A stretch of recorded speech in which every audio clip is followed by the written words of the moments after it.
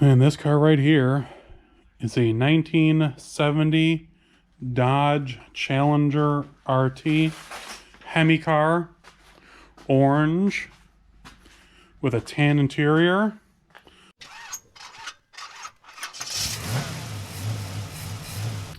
Okay. Hey, Danny? Yes, sir. What's the Roadrunner in the back left corner? That is a 70 Roadrunner hardtop, 33 automatic floor shifter. Gotcha. So. It's had an AMD trunk floor, an AMD left quarter panel. Okay. The right quarter panel was cut off of a very nice GTX or Roadrunner and grafted on there. Gotcha. So. A couple of small holes in the floor pan, but nothing bigger than your thumb. Gotcha. So that is a 70 Roadrunner 3D3 automatic car. That's some metal work done on the back, but it's pretty solid now. And then here is a 71 CUDA 340. And then a 71 Challenger RT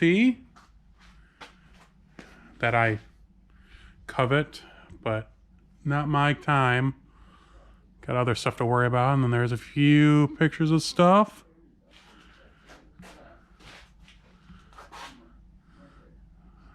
CUDA fenders and spare hoods and let's see here. What is this? 360, I believe. And there's another small block, and then Roadrunner air grabber hood. And these are the doors to the Little Red Express truck. And then here is the, oh, I gotta pause this while I move the box. And this car right here is a 1970 Dodge Challenger RT Hemi car, orange, with a tan interior, automatic on the floor.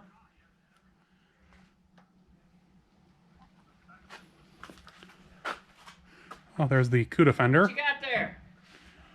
Nothing in there right now, but I'll go walk around the other side here in a second. All right, well, he's taking the fender tag off for safekeeping. Otherwise, it'd be right about there. But you can see it's a power steering, 3-speed wiper car. Power disc brakes. When I find the fender, when he shows me the fender tag later, I will show it. Okay, if you can see. If not, I'll show it later. JS23ROB. Now, let me see if my light will bring it up a little. There we go. JS23ROB. And then the interior. Come on, there we go. Alright, can't see much beyond the box, but it's a cool car. All right. Okay, Danny, tell me about the 70 Hemi Challenger that's in the third barn. Okay, the Auto Exchange magazine used to come out all the time, and this car was in there in Augusta, Georgia for sale. And it was an orange Hemi Challenger with a tan interior. I knew tan was not the common interior color on one. So I went and looked, and the guy had a price of $17,000. Yes, this was like 25 years ago. And I went and looked, and I said, I'll come back with the money. And he said, bring cash. I said, well, I will. And I went and got cash from the credit union.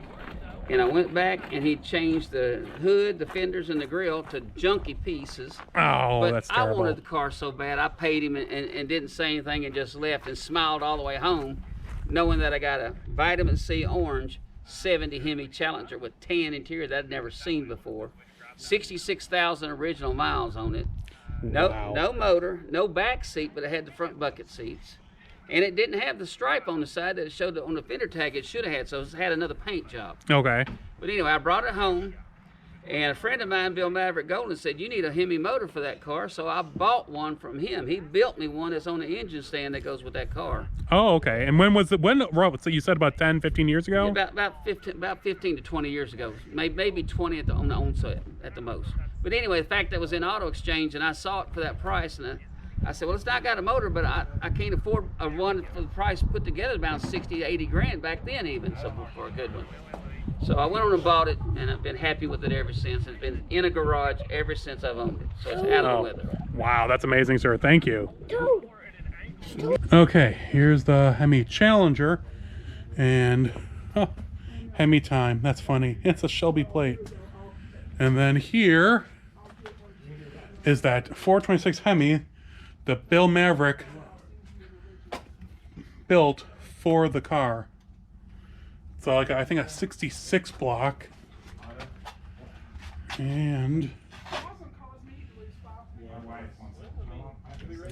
it's set up for something a little bit more crazy on power. I think it was originally intended to be a blower motor, but it's going to detune it to make it a little bit more drivable.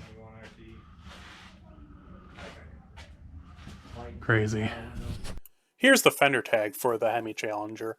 I wanted to break down exactly what is so rare about it.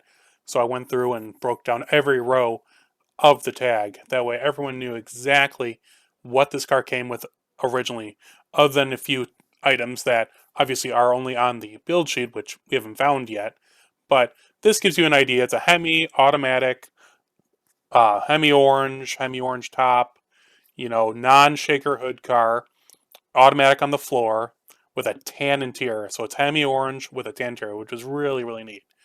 And these are a few of the pictures that I took when I was there back in January before anything got moved. We moved one car that was outside, which was the Challenger TA, which you'll see in an upcoming video once that gets assembled a little bit further. And then after a certain point, Jesse, who now owns the Orange Challenger, went with his dad and some friends, and they started moving the cars and moving the parts. He helped move the Hemi Cuda. So these are all Jesse's pictures. That was Jesse's dad you saw, and he bought this car to restore. So they took it back they have a Quonset hut that they started sorting all the parts in and all the cars, and that's their personal space. But this was the car as it came out of that barn or shed where it had been sitting for who knows how long, since at least 2011 when Danny had bought or he had won that lottery ticket. So this is some more information, the cold air intake. Here's a few of the cars that they pulled out of that shed that you saw, like that's the 71 Cuda, and this is Jesse's barn, where it will eventually be restored. Well, I hope everyone enjoyed that video on the 70 Hemi Challenger that was pulled out of the shed in Arkansas. It was quite interesting to see the Hemi Cuda and then the Hemi Challenger both on the same property, just in different locations. One was in the barn, or the converted barn. The other one was in the old shed that was on the property, which was really cool to see. And all the other cars, wow. It was a lot of fun to be at least able to document them the first time before they were moved. And that was a 9-hour drive there and a expensive drive on the way back because the water pump in my blue car, this is right behind me, kind of gave out on the way home, and I had to limp it into St. Louis, replace a water pump thanks to my friend Rob, and then go home. And unfortunately, I couldn't be there for the rest of the cars getting unburied, but Billy and Jesse and Dan have been sending me updates, which is why they're in the second half of the video with the Challenger and the Hemi Cuda. And then the next video, which won't be out for a while probably, will be us digging out the 70 Challenger TA that was in a carport next to the barn. Well, you've probably seen it on my social media, which was really neat. I mean, it's numbers matching, other than the transmission, Limelight 70 Challenger TA. So keep watching for the channel. Don't forget to share, like, and subscribe. That way you can keep up to date on what the kind of shenanigans I'm doing.